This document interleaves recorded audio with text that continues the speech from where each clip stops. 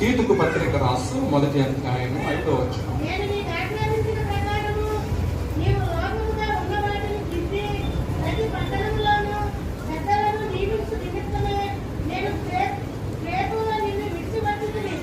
ఎవరైనా వృద్ధారైతును, ఏకపత్ని పురుషుడును, దుర్వ్యాపార విషయము నేరము మోపబడిన వారై, అవిధేయులై కాక విశ్వాసమైన పిల్లలుగా వారినై ఉన్న యెడల అట్టి వారిని పెద్దగా నియమించవచ్చును. చాలు.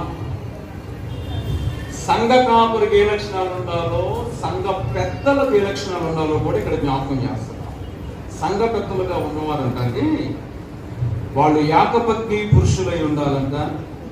పిల్లలను పెంచే విషయంలో వాళ్ళు ఎట్లా ఉండాలంట? అక్కడ ఏమంటాడు? ఏకపత్ని పురుషుడును దుర్వ్యాపార విషయంలో నేరము మోపని వాడనై, అవిధేయులు కాక విశ్వాసులైన పిల్లలు గలవాడునై.